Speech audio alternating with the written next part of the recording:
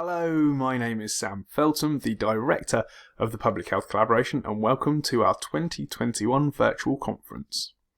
It's been a difficult year to say the least, but I just wanted to start off by saying thank you to all of our ambassadors, members, patrons, and scientific advisory board members for all of your support through these difficult times.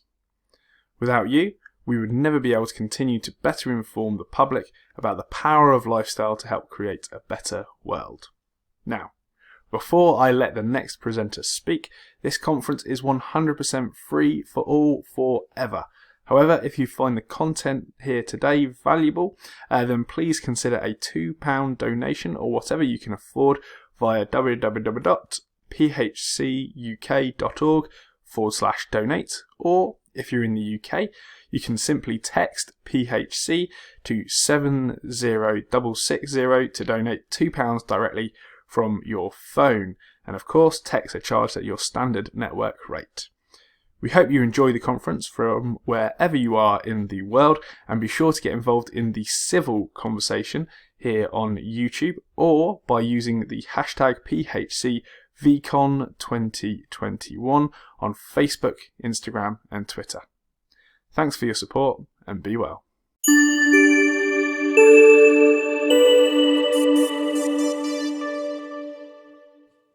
Hi, I'm Dr. Eric Westman, and it's my pleasure to be at the Public Health Collaboration Annual Conference 2021. I wish I could be there in person with you, and I'd like to share some insights from being in the low-carb keto space for over 20 years now, and also sharing some information we've just gathered in terms of the internet use of a keto diet, the good and the bad. So the title of my talk is Internet-Based versus Evidence-Based Keto. Again, I'm Dr. Eric Westman. I'm an associate professor of medicine at Duke University in Durham, North Carolina, and I'm director of the Duke Keto Medicine Clinic. My disclosures and conflicts: I've been at Duke now for over 30 years. I am past chairman of the board of the Obesity Medicine Association, which is the largest group of doctors, medical weight loss doctors in the world. They use keto diets, they use medications, they use very low calorie diets. It's not the surgeons, it's the medical weight loss specialists. I'm also founder of a company called Adapt Your Life, which has keto products and education. And I'll be talking about a survey we did of some of these people later on. I'm also author of several books, including Cholesterol Clarity, Keto Clarity, and End Your Carb Confusion. My latest book, End Your Carb Confusion, came out in the last 6 months, and it's my latest thinking about how to tailor low-carb diets for a particular type of metabolism. You may have heard about me teaching in various conferences. This is a screenshot, I think, from Diet Doctor. A lot of my videos are at dietdoctor.com. And I've seen the studies use names like LCHF for low carb, high fat. LCKD, low carb ketogenic diet, is what we use in our literature. In the strictest sense, generic sense, carbohydrate restriction is what we use. It's restricting carbohydrate in the diet to various degrees, and it's very successful for the use of treating obesity, metabolic syndrome, diabetes, as I'll show in this talk. Now, in the US, you may have seen me on these peer-reviewed publications. These are magazines that appear at the grocery store checkout. In the aisle as you check out, you have the People magazine tabloids, and then Woman's World. But I have to say, here I was back in 2014. While the covers kind of sensationalize the approaches, the inside stories have been actually pretty accurate. And I have to probably reflect that I've helped more people through being on these magazine covers than the journals that I've published in, that I'll go over on. So our group at Duke really kind of set the foundation for other research and then for the use and popular use of a keto diet. Dr. Yancey and I started many years ago on this. Now, on the right side, the prescription strength keto is kind of the tagline that got picked up by Women's World. I've been using that as I teach because there are different levels of carb restriction. And I'll talk about that just a little bit in what we do at Duke. And no, I don't think the average person is going to lose 60 pounds in a month. And I wasn't in charge of writing the cover, but the inside story is actually pretty accurate. And I have to thank people like Judy Tucker, who's someone who used our method and allowed to be interviewed in there. It's very inspirational to see people have these kinds of results.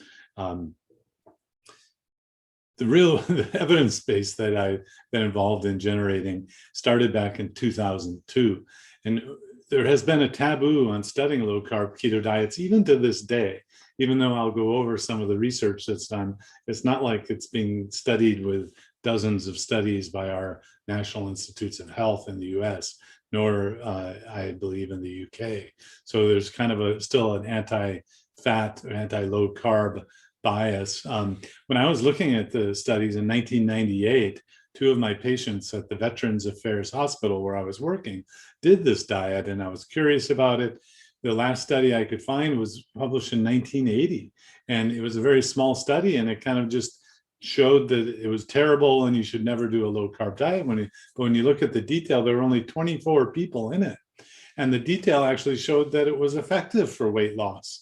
But because the LDL went up, they said you can't use this diet.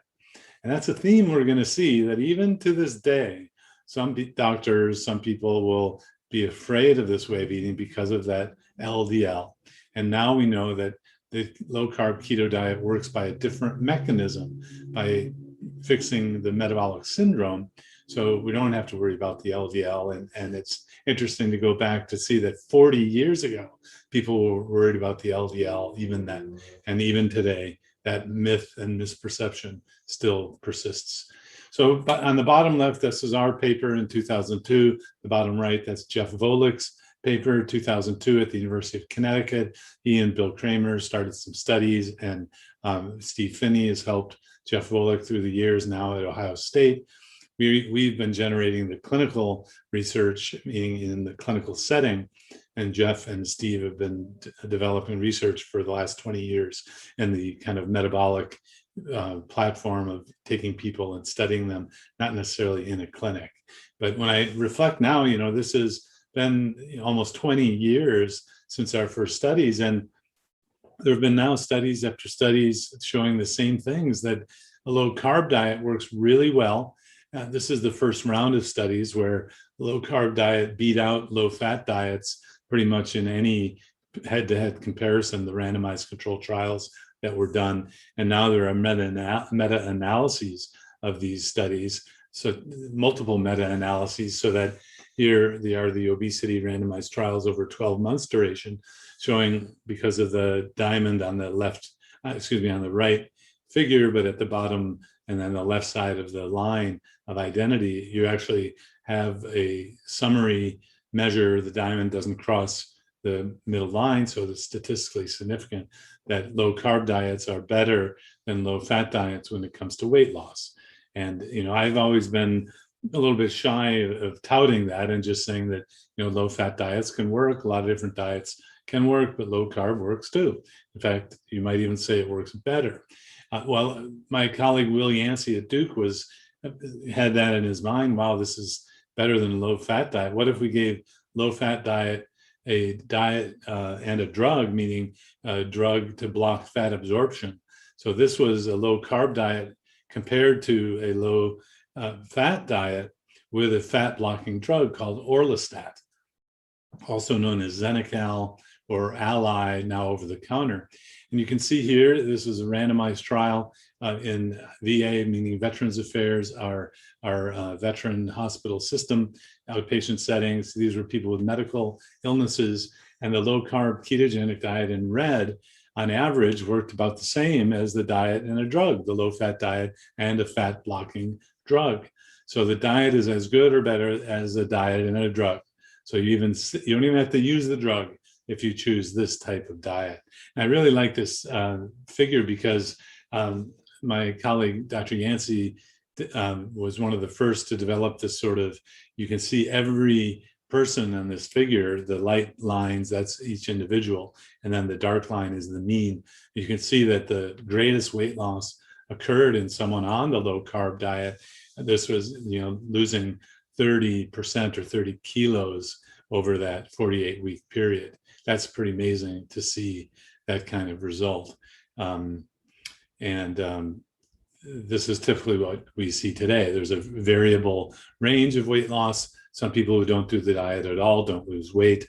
A diet is as good as or better than a diet and a drug. So as I mentioned, there are all these different studies, and hats off to you, the Public Health Collaboration of the UK, because I use this all the time. There's so many studies that we have to summarize them, and what great summary you have on the website comparing all the RCTs in tabular form or in infographic form. And so I still use this, showing that the score is 31-0 if you compare statistically significant weight loss in these different randomized trials. So a little twist on interpreting this, I use the idea that this body of evidence would surpass the FDA, US FDA Food and Drug Administration criteria for phase 3 trials for approval of new drugs. So that is, if it were a drug, it would be FDA approved. There's that many studies now, that many people on drug or on diet, that is reassuring to a lot of people who still, was that safe? And well, it's as safe as any kind of drug that's been evaluated by FDA for use in humans. That's pretty amazing. And it's all been done without a big company to do it, because there's no big company to do those FDA phase 3 trials. And also there's no process or requirement for a diet to be tested by any regulatory agency like this. Maybe there should be, then low carb diets would be one of the only ones available for use. Some doctors and people wait for guidelines to approve it. So the very low carb diet is in the algorithm guideline of the Obesity Medicine Association. This is the largest group of medical weight loss doctors in the world. And in the middle bottom section of this, the very low carb diet, under 50 grams a day with or without nutritional ketosis, is in their guideline. You can also see that side by side, the low calorie diet section. You could do restricted fat diets as well. If that's what you choose to do, great. Also, the third kind of dietary approach we have as obesity medicine specialists is that very low calorie diet on the far right. And in those circumstances, you purchase the products, you have physician supervision, and they are effective as well. The advantage of a restricted carbohydrate diet is that you don't have to buy products. You don't have to buy pills, and you learn how to do it just by changing the food. Switching from obesity to diabetes, you may not have known that low-carb diets were used for the treatment of diabetes 100 years ago. So you may know the story of William Banting in London, 1864. The first treatise on weight loss was a low-carb diet, but it was actually also used for diabetes, not just obesity. So this is the textbook of Sir William Osler. We all, as internists and family medicine doctors, stand up just a little straighter when we hear Sir William Osler's name, because he's the father of internal medicine. This book is the textbook they used to teach doctors in 1923. And interestingly, insulin, which was discovered in 1921, didn't make it into this textbook. So that just shows you how slow comparatively to today things changed then. But you can see in the middle here, the quantity of food required by a severe diabetic patient in the purple box, carbohydrate, 10 grams of carbohydrates for the whole day. 75 grams of protein, 150 grams of fat, 15 grams of alcohol. Yes, some of my patients look straight to that alcohol. I mean, I can have alcohol? And I say, yes, in small amounts. It's not a deal breaker if you control the amount. But the strict diet is similar to what I teach people today. Foods without sugar, meat, poultry, game, fish, clear soups, gelatin, eggs, butter, olive oil, coffee, tea, tea, cracked cocoa. And, it's reassuring to me, not always to everyone else, but reassuring to me that this is what doctors figured out before there were any medications to distract them in the treatment of diabetes. So when all you have is dietary change, choose a low-carb diet for the treatment of diabetes. We've known that for a long, long time now. Now, the studies, modern day studies, kind of recapitulating what we knew.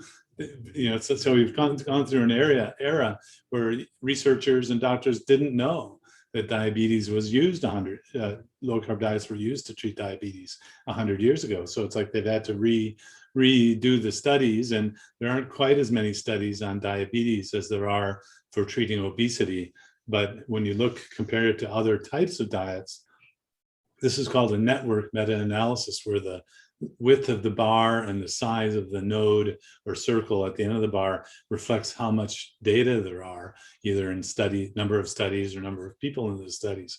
The low-carb diet on the lower left-hand side has almost as much or better amount of data than even the Mediterranean diet or vegetarian diets. So while there's a growing number of studies, it makes sense to lower the carbs in the food because it's the carbs in the food that raise the blood sugar. And diabetes is a phenomenon characterized by high blood sugar. You might say even defined by that. So this is a pioneering study. I have to go into the detail, known as the Virta Health study or the Hallberg study. Sarah Hallberg wrote one of the first papers. It's called Effectiveness and Safety of a Novel Care Model for the Management of Type 2 Diabetes. And they recruited 262 people with type 2 diabetes and obesity or overweight, a BMI of 40.4 on average. Just about everyone was Caucasian. But what they did is they taught the ketogenic diet through classes or a web-based program. And the goal was nutritional ketosis for 2 years. They achieved that with all of the stops. They had people do blood ketone measurements. They had people check their body weights. They had a computer app to monitor. They had a doctor available inside the computer or iPhone app, so the doctor would help people deprescribe or get off medication safely. And the astounding result is that the A1C reduced from 7.6 to 6.3% at 1 year. This is better than drugs. And actually, it took people off drugs during this intervention.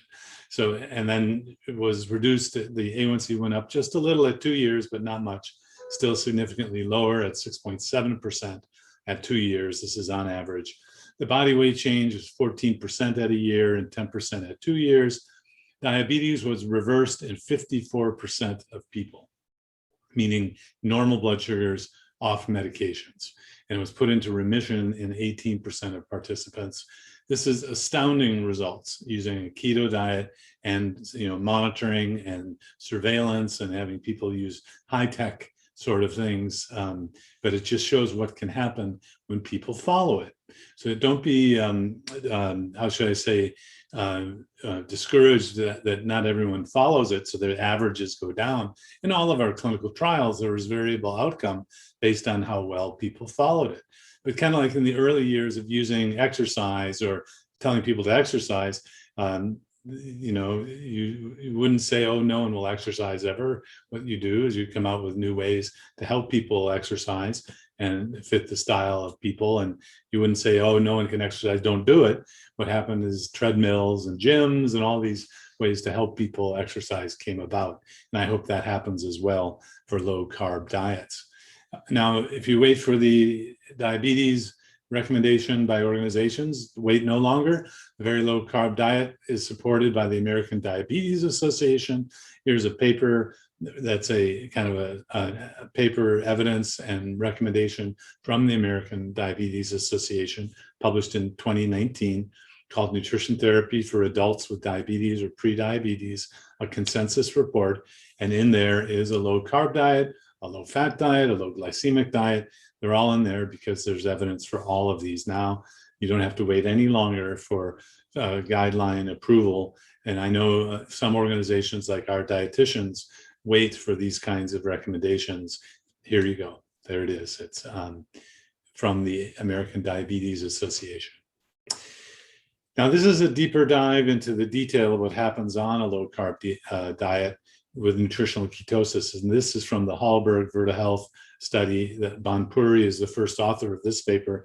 In nutritional ketosis, pretty much everything gets better except, and if we go down the list here at the top, the weight loss is in kilograms is like 12%. So that's to the left of the line, 0 in the middle. That's the direction you want it to go. The hemoglobin A1C went down, 18%. That's the direction you want to go that way. The systolic blood pressure went down, the diastolic went down, ApoB went down, ApoA went up, is what you want. The ratio went down, triglycerides go down. Oh, and then the one thing out of all of these things that didn't go in the direction you want on average is that calculated LDL.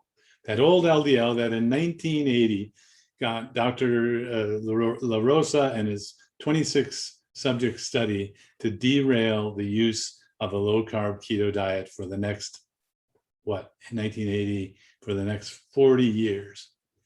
Do not be distracted by the LDL cholesterol, please. Watch everything else get better.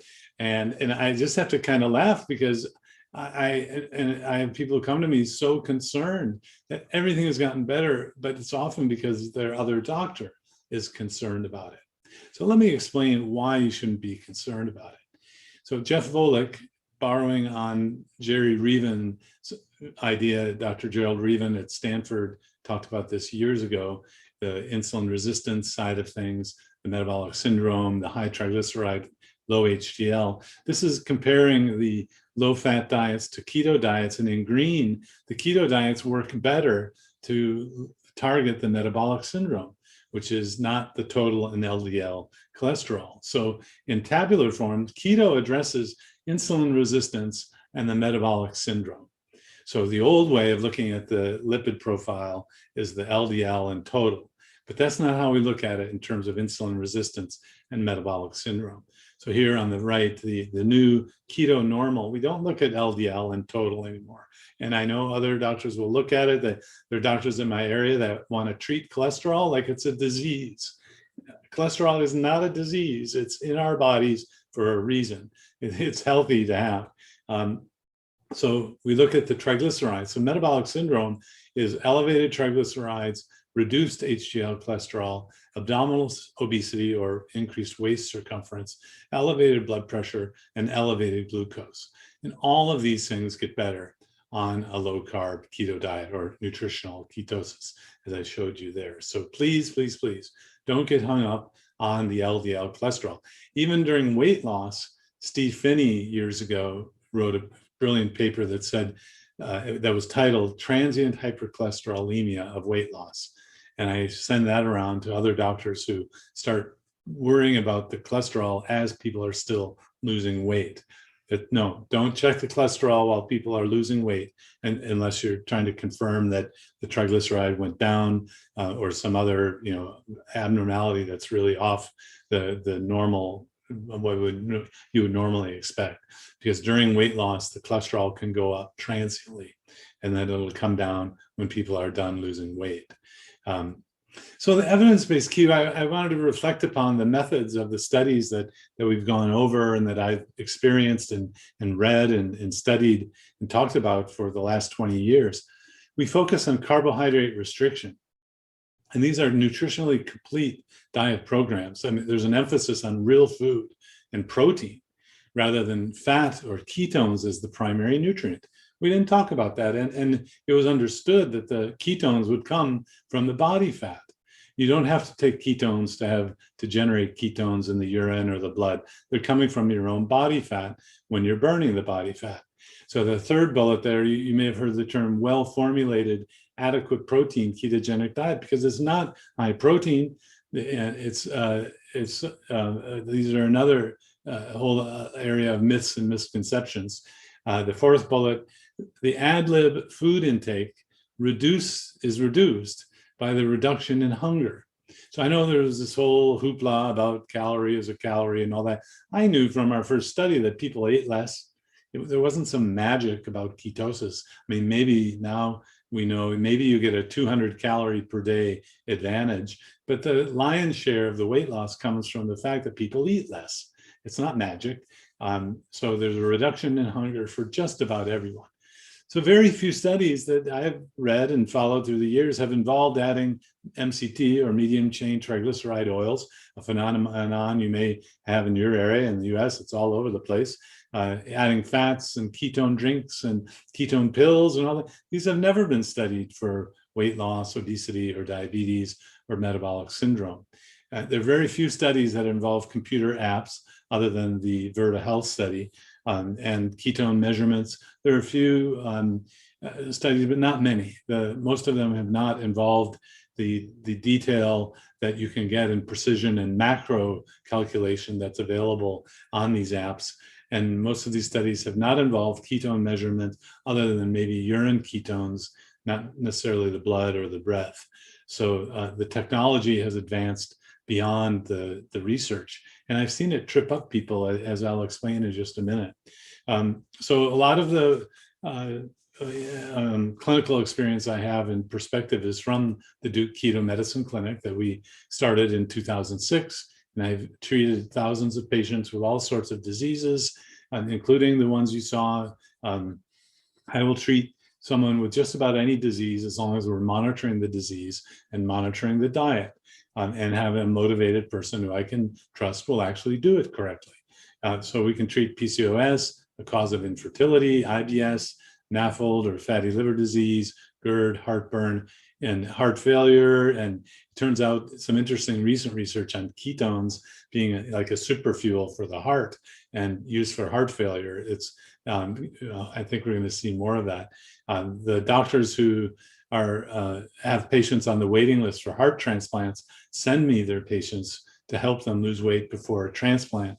And some of the most sickest people who are still ambulatory and walking around have these LVADs or left ventricular assist devices. You listen and there's no heart tone because the heart is so weak, but you'll hear a whir on the chest of the motor of the pump that's pushing the blood around. It's an incredible technology. And Duke happens to have one of the largest places in the world with these VADs or LVADs. And I've helped several people lose weight in order to get a heart transplant. Some people have even lost so much weight they didn't need the transplant anymore, which is kind of huge.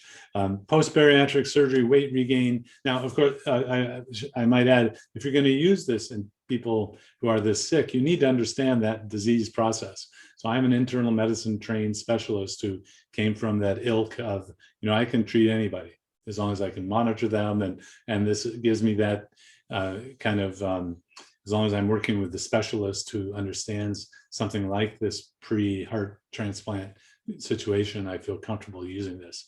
It's not for the average, person.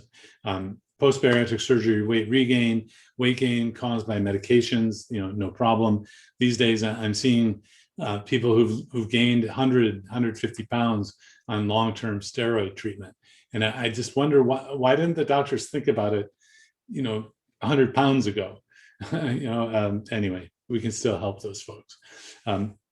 So just briefly, our method to teach keto is uncomplicated. It's using real foods.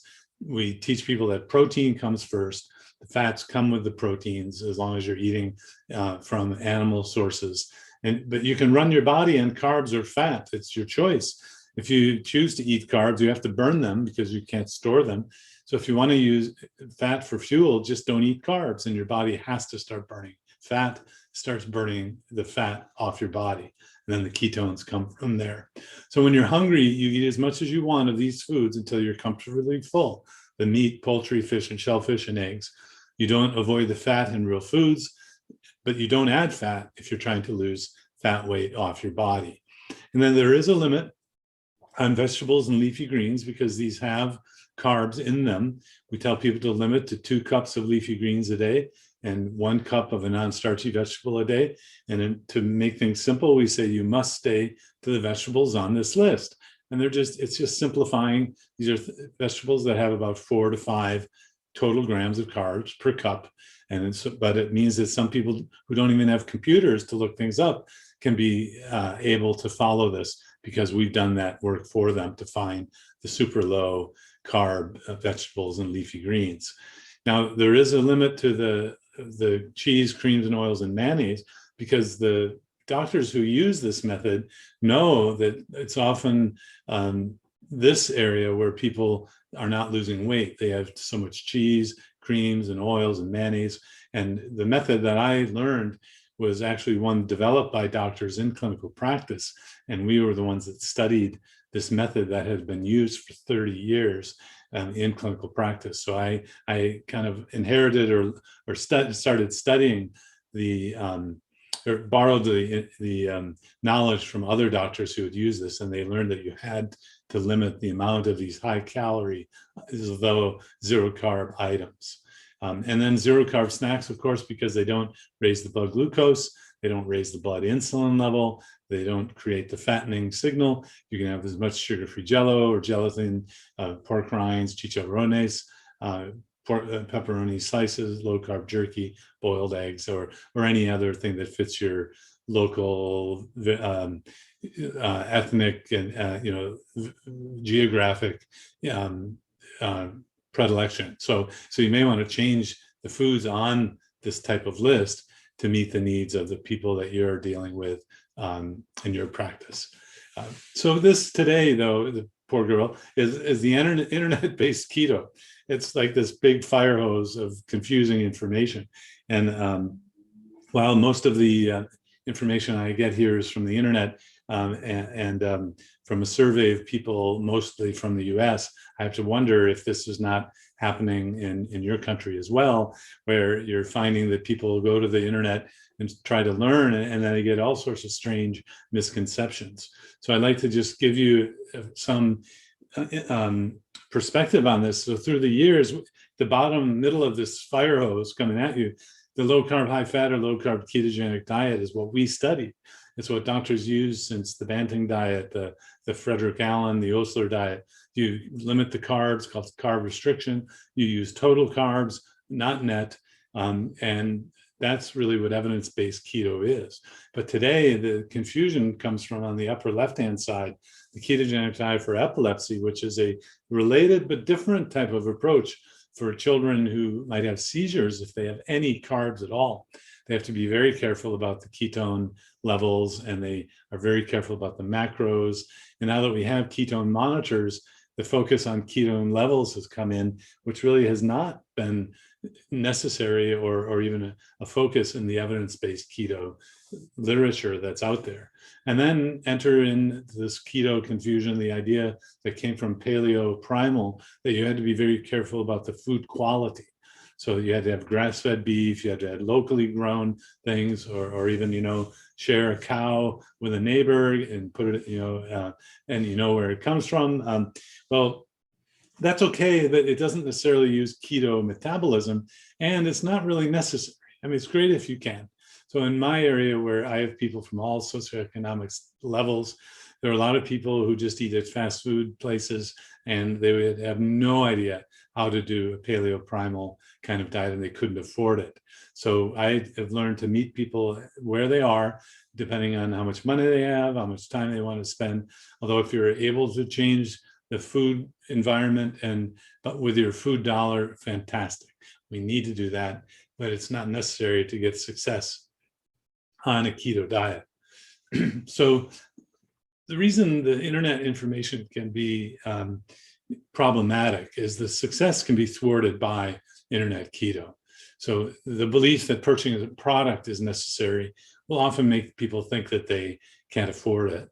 But the belief that drinking or eating ketones or adding more fat is needed to get into ketosis defies the basic principle that the fat on your body will give you ketones, but no one will teach you that if they're selling a product. There's a belief that measuring with an app is necessary, and that can overcomplicate things, make it out of reach for people who don't understand the apps, and makes you rely on other things other than your body's signals of hunger and satiety, which is really what we want you to focus on when you're doing this. And so keto becomes complicated, confusing, off-putting to a lot of people, or it works for a while and then stops working because of burnout or lack of money. And so this is one reason that it's a blessing and a curse that there's so much information on the internet now about keto diets. Adapt Your Life had these meetings on Saturdays in the US. We went around the country and brought together from 200 to 400 people. It was great. It's one of those things you don't know what you got till it's gone. We loved going around the country, met so many people, and had doctors who were local and experts come speak at those events. So we pivoted, since we can't travel this last year, into a digital education type of system and created several master classes. The Keto Made Simple Masterclass we launched, and now we have survey results on 2 cohorts of these classes. And I have to give a shout out to diabetes.co.uk, Arjun and Charlotte and Campbell, because you helped reduce my fear about using the internet and worrying about people not doing it right or having bad outcomes. Although we're really careful about people to let them know if they're on medicine, I'm not going to help them reduce medications. But we've now taught over 1,200 students in 2 cohorts of these classes. And the masterclass consists of videos, me giving 2 hours of video, chalk talk, so to speak, and then, PowerPoints, print materials, 3 weeks of a private group to get started, just so that we can overcome that initial hurdle that a lot of people have of just getting started. And then we've helped people lose over a ton, 2,000 pounds in just these 2 classes. I didn't want to focus on that here, but wanted to tell you that people had results. And the survey that we gave, 75% had already been on keto for a while. So people coming into these classes often were at a plateau or thought it just wasn't going to work anymore. 25% were just fresh beginners. But 98% of the folks said they learned something new about keto that they hadn't known before, where they learned it basically on the internet. And so I want to show you the top 10 misconceptions about how to do a keto diet that were fixed by coming into this masterclass, the prescription strength keto that resulted in these people losing 2,000 pounds over a 3-week period when you aggregate all of their results. So the top 10 things that people didn't really fully understand. Measuring ketones is not required.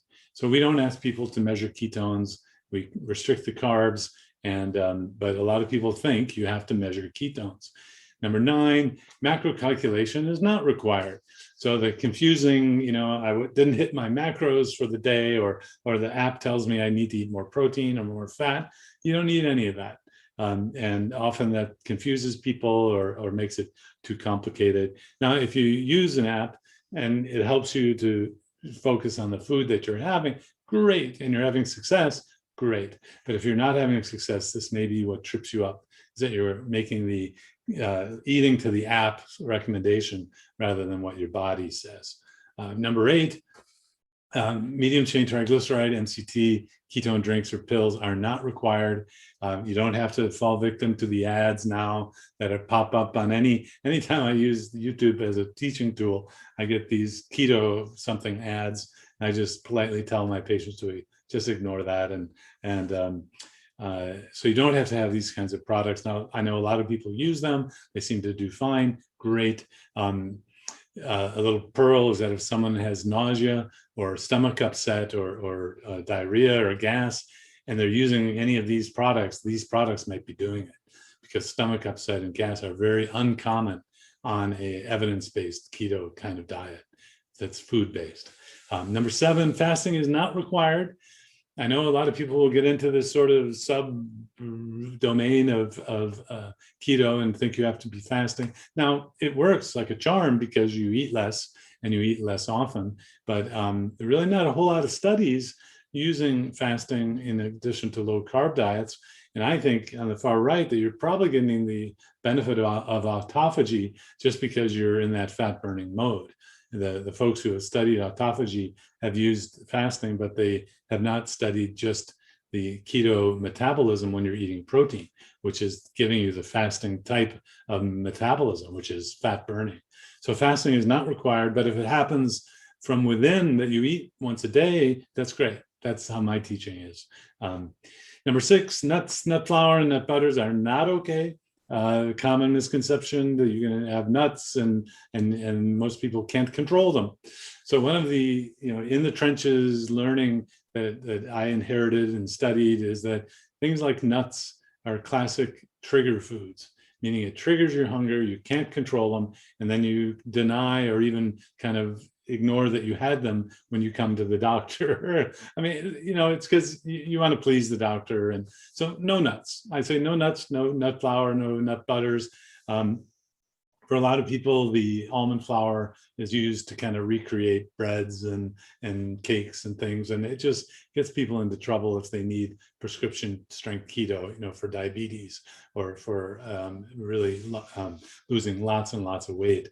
Peanut butter for a lot of people is a trigger food, myself included. I was raised with that, and I can eat the whole jar in one sitting. And so some of the common sense is to avoid trigger foods, and nuts and nut flour, nut butter are trigger foods for, in my estimation, about 50% of the people that I see in a clinical setting. So just don't have them.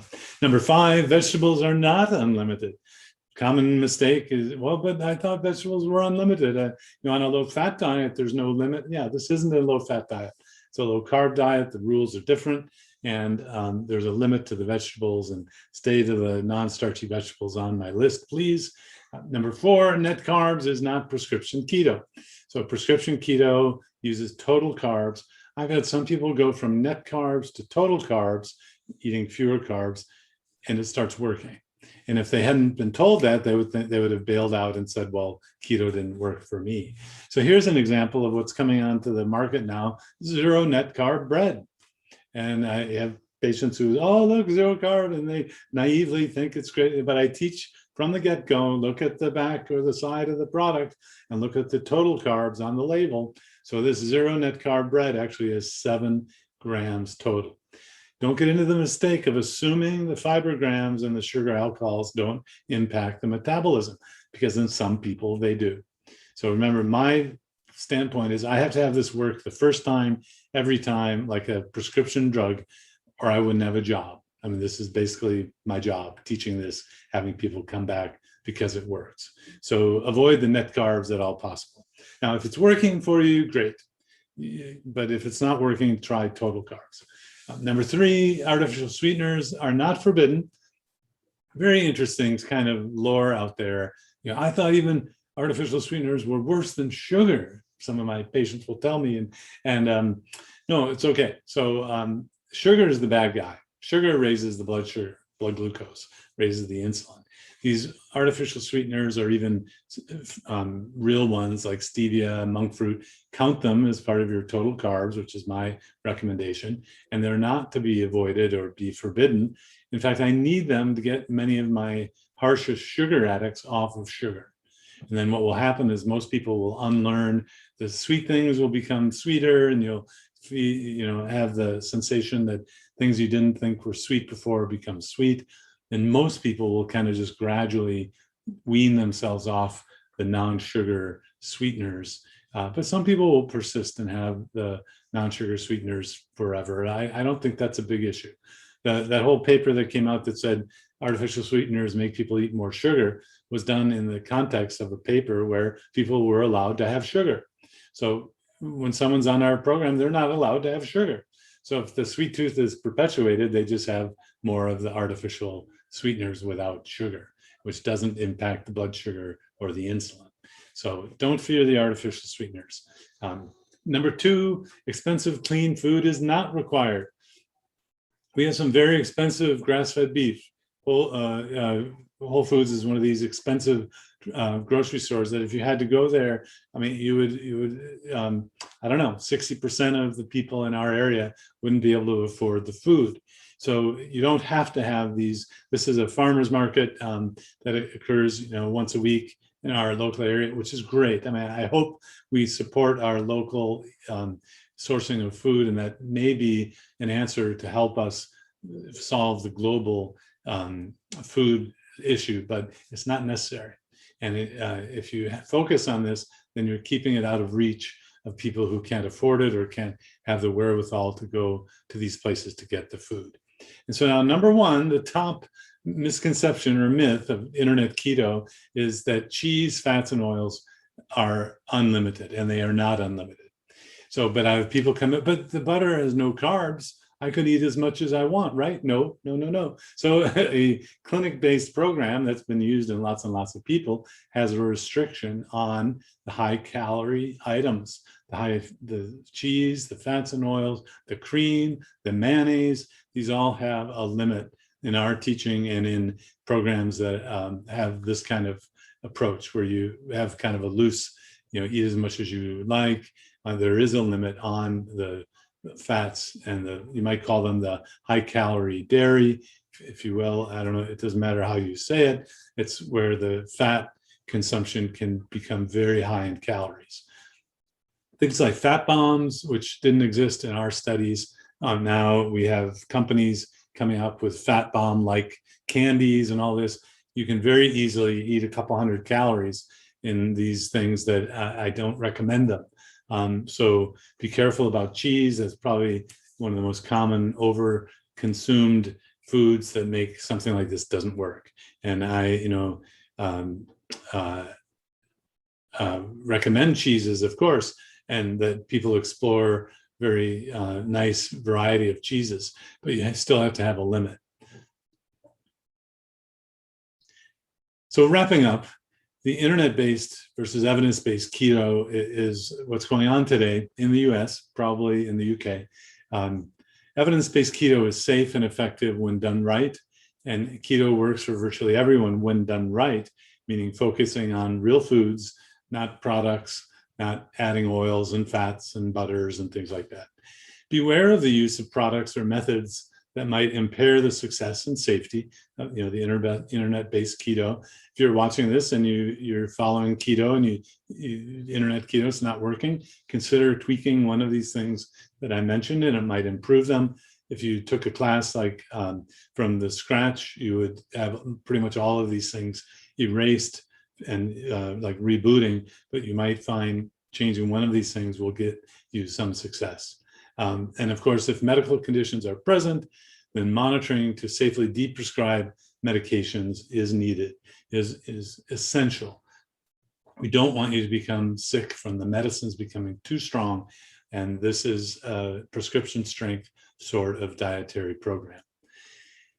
Thank you so much for your attention, and I wish you a wonderful meeting. I hope we can get traveling just as soon as possible. Having been in the keto world, low carb, high fat world now for 20 years, I just want to express the excitement I have that people are able to use this without censorship. Yeah, there might still be some flack from other doctors or the media, but the science is solid and is so helpful to reverse and prevent the diseases that I couldn't reverse. I just managed them as an internist or family medicine doctor. So this is a tool that is so useful. I hope it spreads. I've helped to start the Society of Metabolic Health Practitioners, which is a international group to try to get an interdisciplinary group of doctors, dietitians, physician assistants, exercise physiologists. Check out the Society of Metabolic Health Practitioners if you want to join a group that's actively using this and teaching the evidence-based keto approaches.